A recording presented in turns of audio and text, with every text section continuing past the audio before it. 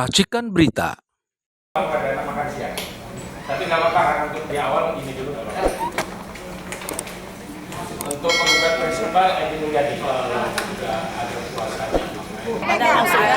Assalamualaikum warahmatullahi wabarakatuh.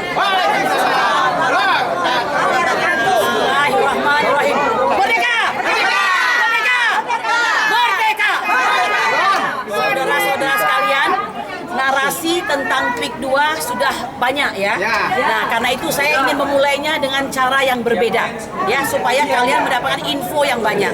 Saya mau bertanya, apakah ibu-ibu dan bapak-bapak sekalian tahu berapa pendapatan pajak untuk membiayai pembangunan negeri tercinta Indonesia ini? Sudah tahu? Kalau belum tahu nanti di Google, tapi saya mau kasih tahu 82% dari pajak. Pajak itu diambil dari rakyat semua. Betul? Jadi BUMN, ya, pelayanan-pelayanan umum, kemudian apalagi dari sumber daya alam, semua itu menyumbang sedikit. Bahkan sumber daya alam hanya menyumbang 201 triliun, ya, sedangkan pajak 2000 sekian, ya. Nah, saya ingin mengatakan begini, ketika Anda meminta pajak kepada rakyat, maka jika Anda tidak mengembalikan pelayanan itu kepada rakyat, wajarkah rakyat marah? Wajar sekali, harus marah ya, karena ketika Anda meminta pajak kepada rakyat dan Anda tidak melakukan pelayanan terbaik, itu adalah sebuah kejahatan. Nah, ibu-ibu sekalian, kita berada di sini dalam rangka gugatan PMH, perbuatan melawan hukum, yaitu bernomor 754 PDT-G garis miring 2024 PNJKT PST ya. Kita sudah tahu kami adalah para advokat, ada Bang Juju, Bang Azam, Bang Ahmad Kosinudin, kemudian Ibu Susiasi, siapa lagi yang tidak saya sebutkan, jangan sungkan ya, jangan merasa bagaimana karena itu banyak, sekitar 20 orang, kemudian juga Fitransah, Deli, Anwar Silalahi dan lain sebagainya, tergabung dalam advokasi melawan oligarki rakus perampas tanah rakyat ya, MOR PTR PIK 2 ya. Nah, saya ingin mengatakan pesan dari bapak-bapak kita yang masih lurus hatinya, ini sudah bukan lagi waktunya kita bikin petisi, bukan waktunya lagi kita menyatakan pendapat, bukan ini waktunya perang.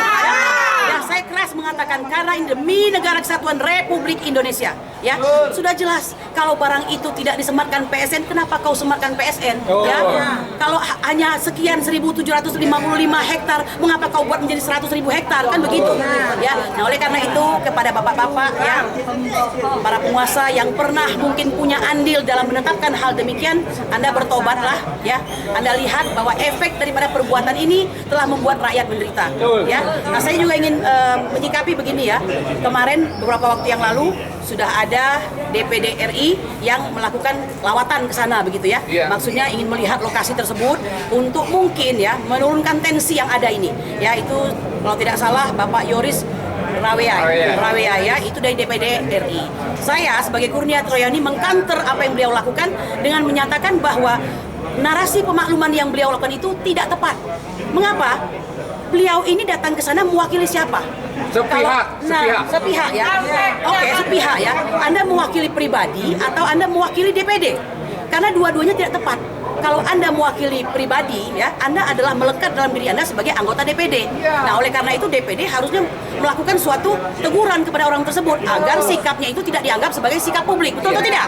Ya. Nah, saya kira seperti itu. Lalu seharusnya sebagai seorang anggota DPD, DPD itu ada singkatannya, Ibu tahu apa enggak? Dewan Perwakilan Daerah. Nah, sekarang masalah yang sedang kita hadapi ini daerah Banten, Tangerang dan sekitarnya.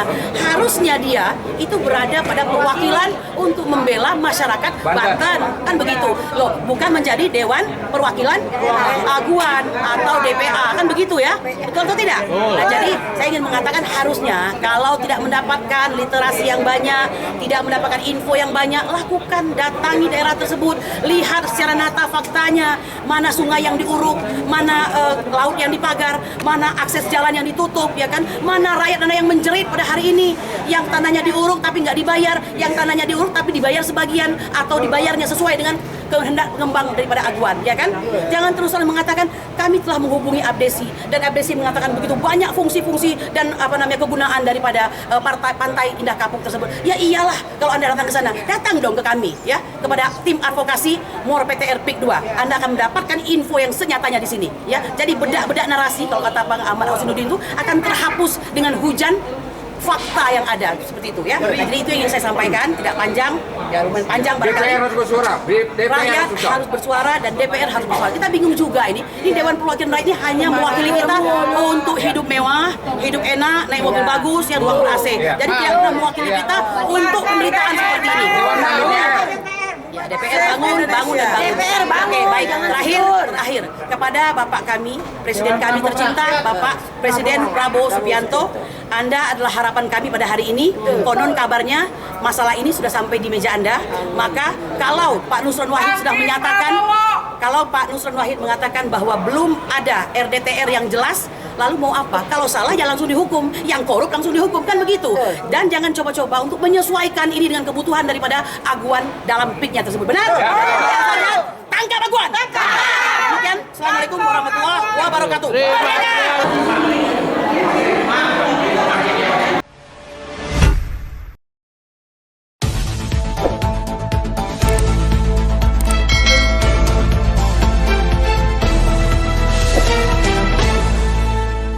Racikan Berita